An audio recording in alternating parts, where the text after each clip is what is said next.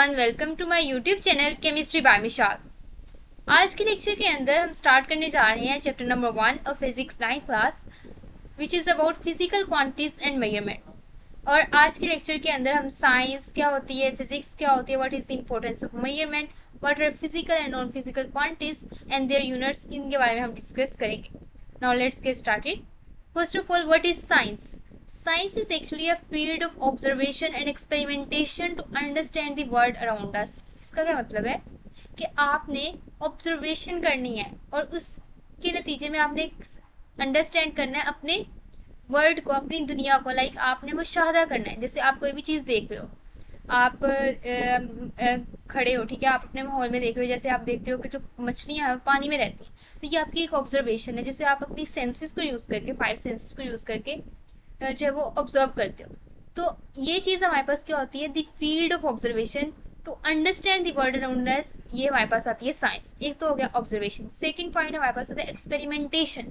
Like आपने experiment के through अपने दुनिया को समझने की कोशिश करनी है, कोई ना कोई एक्सपेरिमेंट करना है। जैसे वाटर है, वाटर के अंदर आपको नहीं पता इसमें कौन कौन से मेटल आयंस है और वो कौन कौन से टॉक्सिक मटेरियल्स हैं, उसको आप देख के नहीं, अपने सेंसेस को यूज करके नहीं ऑब्जर्व कर सकते। तो आपको एक्सपेरिमेंट लगाना पड़ेगा। आपको कोई ना कोई, जैसे हम केमिस्ट्री के अंदर करते हैं, तो हम कोई ना कोई एक्सपेरिमेंट करते हैं जिससे हमें पता चल सकता है कि हमें कितनी क्वांटिटी इसमें प्रेजेंट है और कौन कौन सी क्वालिटी के अंदर मेटल्स प्रेजेंट है या कोई कौन से टॉक्सिक मटेरियल्स प्रेजेंट है। तो ये हमारे पास एक्सपेरिमेंट के थ्रू पॉसिबल होता है। तो ये सारी चीज़ जिसके अंदर आपकी ऑब्जर्वेशन आ जाती है और दूसरा एक्सपेरिमेंटेशन आ जाती है। और इसका मकसद क्या होता है, अपने इर्द गिर्द के माहौल को समझना। और ये चीज़ हमारे पास साइंस कहलाती है। It has physics, chemistry, biology, ये सब कुछ हमारे पास साइंस के अंदर आ जाता है। It involves investigating natural phenomena and discovering facts last through experiments.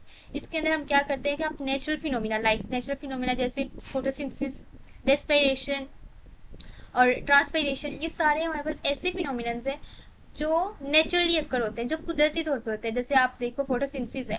अब आप ये जानना चाहते हो कि फोटोसिंथेसिस कैसे हुई, इसके लिए सूरज की रोशनी क्या किरदार अदा करती है, क्या सूरज की रोशनी से फोटोसिंथेसिस के थ्रू क्या चीज़ बनती है, होता क्या है, इसके अंदर प्रोडक्ट क्या बनती है, ये किन प्लांट्स के अंदर होती है, किन के अंदर होती है, क्या ये एनिमल्स में पॉसिबल है या नहीं है। ये सारी चीज़ें, इन सारी इन्वेस्टिगेशन को साइंस के अंदर स्टडी किया जाता है।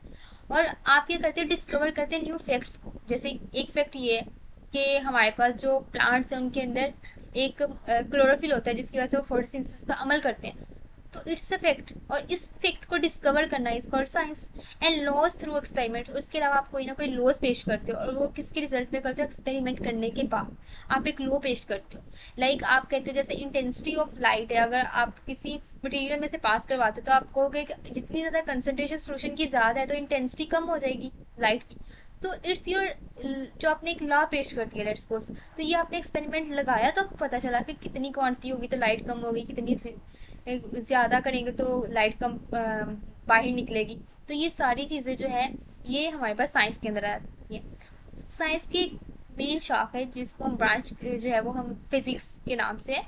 Physics is actually the science of physical world around us. Like हमारे इर्द गिर्द का वो सारा माहौल जिसको हम मेजर कर सकते हैं, जिसको हम टच कर सकते हैं, ठीक है। ये सारी चीज़ें हमारे पास क्या आती हैं फिजिकल वर्ल्ड के अंदर, और इस सब की साइंस को हम कहते हैं physics. Where we interact with many different types of material objects, यानी ऐसे ऑब्जेक्ट्स जिसके साथ आप डील करते हो, ये सारी चीज़ें हमारे पास आ जाती है फिजिक्स के अंदर। अब फिजिक्स के अंदर जो ऑब्जेक्ट्स होते हैं ना, इनके किस मेयर में होते हैं, मेयरेबल फीचर्स होते हैं, ठीक है। जैसे एटम है, एटम को भी आप जो है वो मेयर कर सकते हो, ऐसे टूल्स आ चुके हैं। ये सारी चीज़ें फिजिक्स में आती है, यानी ये मेयरेबल फीचर्स रखते हैं। अब इम्पोर्टेंस क्या है इस मेजरमेंट की, to obtain reliable results from experiments, यानी आपने काबिल यकीन, रिलायबल मीन जिस पे इतबार किया जा सके, वो वाले आपने रिजल्ट्स हासिल करने एक्सपेरिमेंट के थ्रू। लेट्स सपोज आपको एक बुक दी गई है, ठीक है, और आपसे कहा गया है सब स्टूडेंट्स को, 25 स्टूडेंट्स हैं, उनसे कहा गया कि इसकी मेजरमेंट करो, but you don't have to use any scale और रूलर, ठीक है। और आपने अपने हैंड्स के जरिए आपने मेजर किया कि भाई मेरा ये मतलब 2 हैंड्स की लेंथ के इक्वल है। अब एक स्टूडेंट के तो ये 2 के इक्वल होगी, मे बी दूसरे के 1.5 के इक्वल हो। इसका मतलब कि सारी आप रिजल्ट्स लेने के बाद भी आपको पता नहीं चलेगा कि एक्चुअल इसकी मेजरमेंट क्या आती है, यानी वो रिलायबल रिजल्ट नहीं होंगे। लेकिन अगर यही चीज़ आप एक स्केल के थ्रू कर रहे हो और आप कह रहे हो लेट्स सपोज ये हमारे पास 150 सेंटीमीटर है, इसकी जो है वो लेंथ है, ठीक है। तो इट इज़ अ रिलायबल, आप कहीं भी दुनिया में ले जाओ इसकी यही की यही लेंथ रहनी है, कोई और ये नहीं कह सकेगा कि आपने गलत जो रिजल्ट पेश किया। तो it is a reliable result जो कि एक्सपेरिमेंट के थ्रू आपने एक्सपेरिमेंट किया, आपने मेजरमेंट की, इट इज़ एन एक्सपेरिमेंट, और ये एक एक्यूरेट एक्सपेरिमेंट है जो कि एसेंशियल होता है, जो कि ज़रूरी होता है। Scientist focus on physical quantities and their measurements to express natural laws precisely. यानी हमारे पास जो साइंटिस्ट है वो फिजिकल क्वांटिटीज, यानी ऐसी क्वांटिटीज, हम आगे भी इसको हम डिटेल से देखेंगे, लेकिन अभी आप ये देखें कि ऐसी क्वांटिटीज जिनको आप मैयर कर सकें, ठीक है, तो वो कहलाती हैं फिजिकल क्वांटिटीज। और उनकी जो मेजरमेंट्स हैं उनके ऊपर क्यों फोकस करते हैं, ताकि वो लॉज को पेश कर सकें। अब कोई लॉ उन्होंने पेश करना है, अगर उनको मेजरमेंट ही नहीं किसी चीज़ की करनी आती, वो लॉ पेश नहीं कर सकते, ठीक है। जैसे मैंने आपको लाइट की मिसाल दी कि लेट्स सपोज एक मटेरियल है, उसमें से आपने लाइट पास करवाई है, ठीक है, और अगर इस मटेरियल की ज़्यादा मिकदार है तो बाहर निकलने वाली लाइट थोड़ी होगी, ठीक है।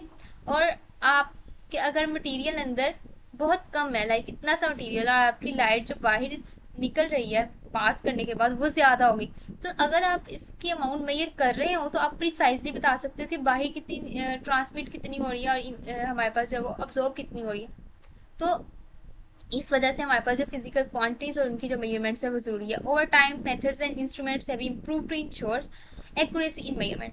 लाइक इस लाइन का ये मतलब है कि टाइम टू टाइम क्या होगा कि मेथड अच्छे आ गए, इंस्ट्रूमेंट्स अच्छे आ गए, जिससे आप ज़्यादा अच्छे तरीके से, ज़्यादा एक्यूरेट, ज़्यादा बेहतर मेजरमेंट कर सकते हैं। लेट्स सपोज आप एक स्टूडेंट है, उसने मेजरमेंट की है कि हमारे पास जो है वो 150 सेंटीमीटर की बुक है, ठीक है। नेक्स्ट स्टूडेंट कहता है कि 150.1 सेंटीमीटर की बुक है, ठीक है, लेंथ। थर्ड स्टूडेंट कहता है कि नहीं भाई ये 150.15 सेंटीमीटर की है। तो व्हाट डू यू थिंक, कौन सी सबसे अच्छी मेजरमेंट है? दिस वन, जिसने बहुत ज़्यादा अच्छे तरीके से बता दिया, और आपको ये भी पता चल गया कि 150 तो अब ये बिल्कुल एक्यूरेट हो गया। और एक जो है वो टूल है, टूल के थ्रू हम डिफरेंट छोटी वैल्यू भी आप मेजर कर सकते हो, तो और वो कर भी अच्छे तरीके से, ज़्यादा एक्यूरेटली, बिल्कुल दुरुस्त कर सकते हो। तो ओवर द टाइम ऐसे इंस्ट्रूमेंट्स आ रहे हैं। Next is physical and non physical quantity. Physical quantity, as I said before, those quantity which can be measured, जो मेजर की जा सके आइदर डायरेक्टली और इनडायरेक्टली, या कोई टूल यूज़ करके या कोई इंस्ट्रूमेंट यूज़ करके। लेट्स सपोज हमारे पास जैसे इसकी एग्जांपल है लेंथ। लेंथ को आप रूलर से कर रहे होते हो, टाइम को आप क्लॉक से मेजर कर रहे होते हैं, टेम्परेचर को आप थर्मोमीटर से, वॉल्यूम को आप वोल्ट मीटर से। इसी तरह हमारे पास जो है वो हर चीज़ को आप मेजर कर रहे हो, ठीक है। अब इस ये चीज़ें मेजर हो सकती हैं ना डायरेक्टली, जैसे लेंथ, टाइम डायरेक्टली आप मेजर कर सकते हो, तो ये हमारे पास फिजिकल है। इसी तरह कुछ डायरेक्ट नहीं होती, जैसे हमारे पास कोई रिलेटिव स्पीड है, आप उसको डायरेक्टली मेजर नहीं कर सकते। पहले आपको मतलब जो है आपने क्या करना होता है, पहले स्पीड कैलकुलेट करनी होती है, देन आपने फार्मूलाज वगैरह लगाने होते हैं, देन आप उसकी रिलेटिव, दो इंसानों की रिलेटिव स्पीड को मेजर कर सकते हो, इनडायरेक्टली करते हो आप, ठीक है। तो ये भी चीज़ हमारे पास फिजिकल क्वांटिटीज में आती है। Non physical are those quantities which can't be measure, जैसे लव, अफेक्शन, फियर। आपको डर कितना लगता है, ज़्यादा लगता है, थोड़ा लगता है, आप इस सेंस में कर सकते हो, ठीक है। लेकिन आप ये नहीं बता सकते कि 1 सेंटीमीटर, 2 सेंटीमीटर, 1 kg, 2 kg, ठीक है। तो ये हमारे पास नॉन फिजिकल क्वांटिटीज में आता है। ये ह्यूमन इमोशंस को शो करता है, परसेप्शन को शो करता है, ठीक है। यूजफुलनेस क्या होती है हमारे पास, फिजिकल क्वांटिटीज की यूजफुलनेस ये होती है कि हमारे पास ये फिजिक्स की फाउंडेशन बनाते हैं। यानी फिजिक्स में फिजिकल चीज़ों का मैंने आपको बताया था कि यूज होता है, उनकी स्टडी होती है। इट मीन्स कि जो मेन बुनियाद है फिजिक्स की, it is physical quantity, and they are use to express its laws and principles. Non physical quantities का हमारे पास कोई फिजिक्स के अंदर कोई भी इसका वो रोल नहीं है। It is actually done to understand and analyse human behaviour and social interaction, ठीक है। अब it's some features you have to tell whether it is physical quantity or non-physical quantity, like measurement. Measurement is a physical quantity, yes, it is a physical quantity, and it okay. Then instrument आप use कर रहे हो किसके अंदर, आप measurement आप किस में ले रहे होते हैं, ठीक है, फिजिकल क्वांटिटी में। इंस्ट्रूमेंट आप किस में यूज कर रहे होते हैं, फिजिकल क्वांटिटी में। न्यूमेरिकल वैल्यू और यूनिट किस में आता है, जैसे 1 kg, 1 kg के अंदर 1 is your numerical value and unit is kgs, ठीक है। तो it's in physical quantity, it is not present in non physical quantity. Examples physical quantity की, लेंथ, ठीक है, लेंथ हो गया। उसके बाद आपके पास मैस हो गया, ये आपके पास आ गई फिजिकल क्वांटिटीज में। नॉन फिजिकल में love, affection, fear. Now let's talk about base and derived physical quantities. These are the types of physical quantities.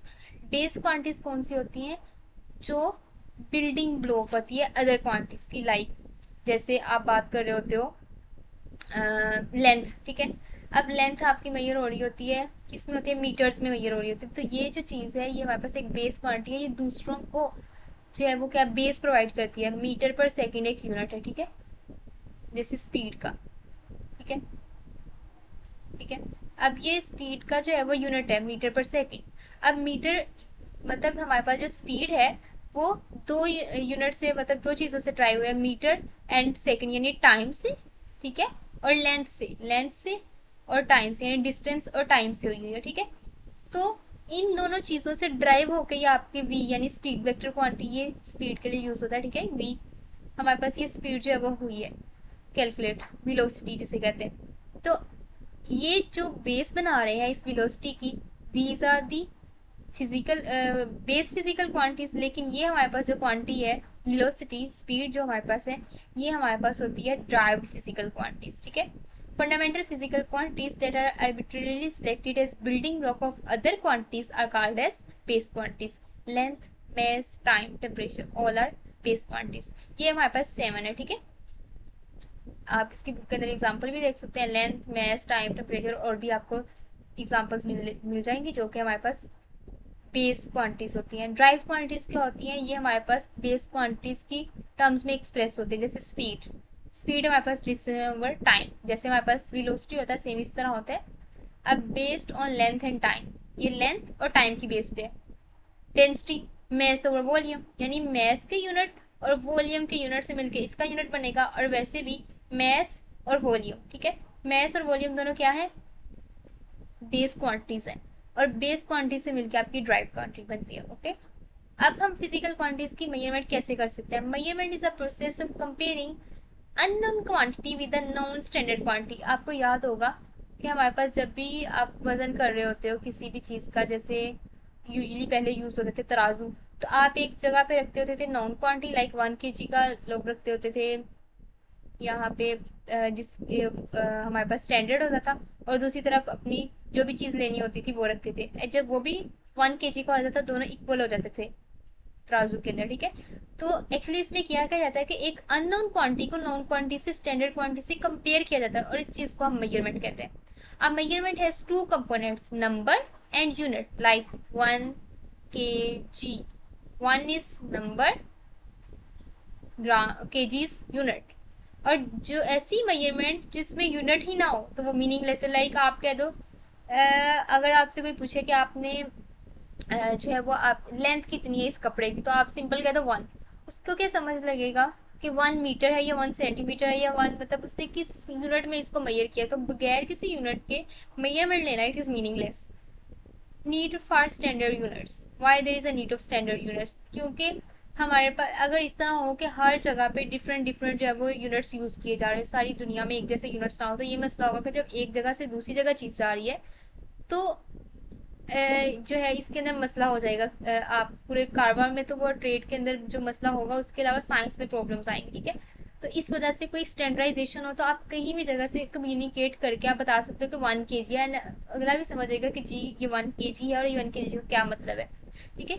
तो a global standardisation became necessary for efficient exchange of scientific data and commerce, यानी आपने data किसी के साथ exchange करना है, आपने किसी को इन्फॉर्मेशन देनी है, आपने कोई फिजिकल क्वांटिटी की इन्फॉर्मेशन देनी है, आपने कोई और इन्फॉर्मेशन देनी है, तो जब तक कोई स्टैंडर्ड यूनिट नहीं होगा तो वो मीनिंगलेस होगी। That's why efficient exchange of scientific data और कॉमर्स के लिए आपके स्टैंडर्ड यूनिट्स का होना जरूरी है।